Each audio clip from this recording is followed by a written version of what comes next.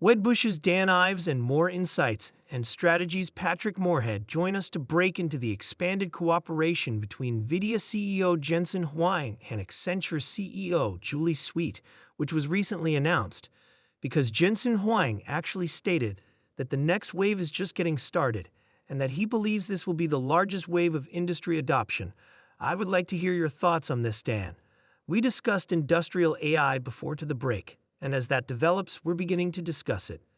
Vimal Kapur, the CEO of Honeywell, told me yesterday that there is a distinction between deterministic and predictive AI.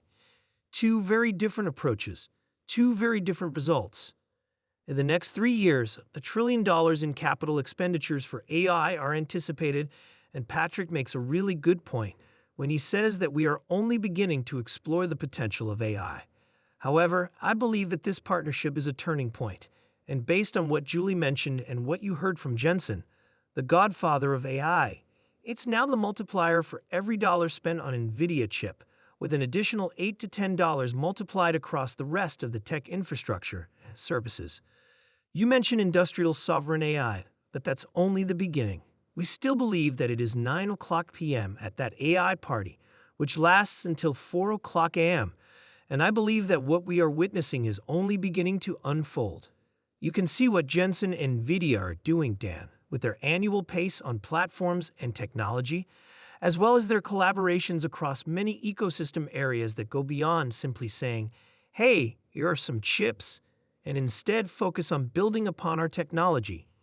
Is NVIDIA going to pull away in a zero-sum scenario where everyone else is more likely to lose when they win big, at least for those that compete with them on the chip side, namely AMD and Intel? Yes, without a doubt. Since they are currently the only company in town and will just keep widening their moat, it is obvious that we and everyone else in the industry are keeping an eye on this interview.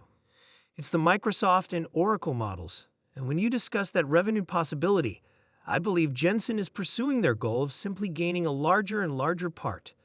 As we discuss this trillion-dollar AI capital expenditure and the unfolding of a fourth industrial revolution, I believe the key question is whether or not there will be a Game of Thrones conflict with other major tech companies. This is beginning to get into the second, third, and fourth derivatives that Patrick, you, and I talk about a lot because of Microsoft, Google, Amazon, and everything else you cover on the show. And Patrick, I'm just going to continue our conversation about what this means for NVIDIA's competitive moat and how, as it expands this platform, it now touches on what he called the connecting fabric through this partnership with Accenture. What this implies is that NVIDIA will become a more modern, larger, and more powerful rival, not simply to other chip manufacturers. Thus, with more deals like this, the moat is increased by 100%. Additionally, keep in mind that the business made agreements similar to this with IBM Consulting 6 months ago. Thus, they are moving forward with the main GSIs. Jensen was spot on when he replied, "We just don't do chips. We manufacture chips, communications chips, CPUs, racks, networking, and whole data centers. After that, we install software. These kinds of embeddings, as I'll refer to them, are then layered in." The fact that NVIDIA software will be a key component of these Accenture solutions may or may not have been disclosed in this transaction. And that creates a lock-in and a moat. Yes, competitors will eventually enter the market to accomplish that, but it takes time. People are thrilled with NVIDIA's investment in this, and nobody wants to fall behind. This is similar to FOMO in the data center build-out, where people are worried about falling behind global systems integrators and everything in between. The pathetic application of AI in business at the moment is one of the major problems that hasn't been addressed yet. Based on our current trajectory and pace, I estimate that we will begin to observe that hockey stick growth in 18 to 24 months.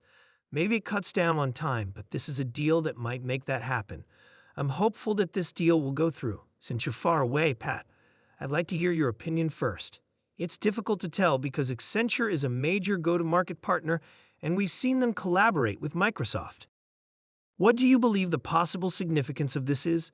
This is a huge event in my opinion because it addresses a topic that John, you, and I have discussed on the show previously.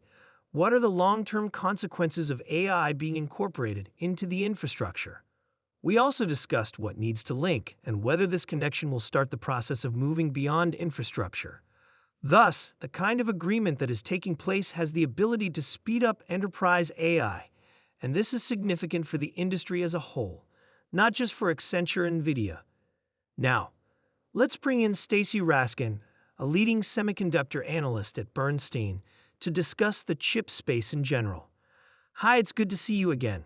I am aware that it is premature for you to discuss this company in particular, but at least it brings up the subject of other businesses vying for a share of the AI market.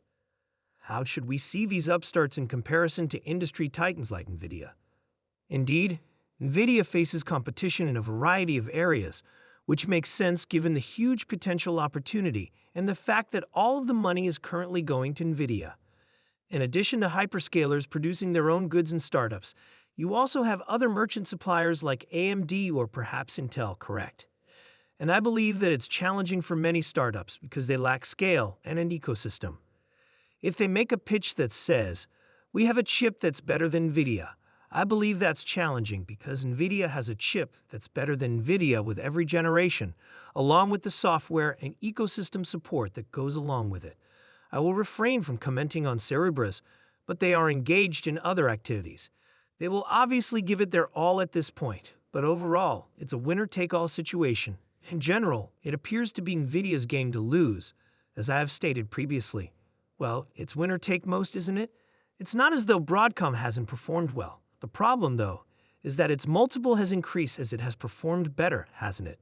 Indeed, if you're referring about actual rivalry, I believe it lies more on the hyperscaler side, with cloud firms producing their own processors. Additionally, Broadcom excels in this area. It's a huge business for Broadcom, and they handle a lot of the ASIC work for major companies like Google, Meta, and a few others. I wager that $8 billion of the $12 billion in overall AI sales they projected for this year will likely come from custom AI accelerators and ASICs for those major firms. And see, I still believe that to be true. It will only grow. If the penetration of ASICs in comparison to the larger TM increases over time, I wouldn't be shocked. It's somewhat like apples and oranges. These products are more suited for hyperscalers' internal workloads than for workloads requiring programmability or anything involving customers or the enterprise. Thus, they are essentially two distinct marketplaces. However, to be fair, I believe the total opportunity, the TAM, is large enough for both of them to profit, even though this market is currently substantial and growing. The market is large enough that I believe both Nvidia and Broadcom can succeed, so I don't think it's a matter of one company definitely winning over the other.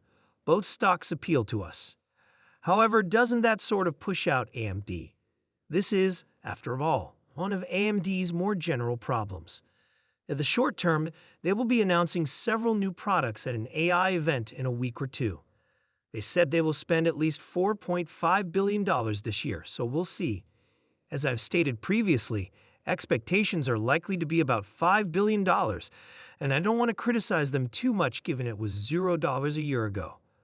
Therefore, increasing a product's sales from $0 to $5 billion in a single year is nothing to be alarmed about.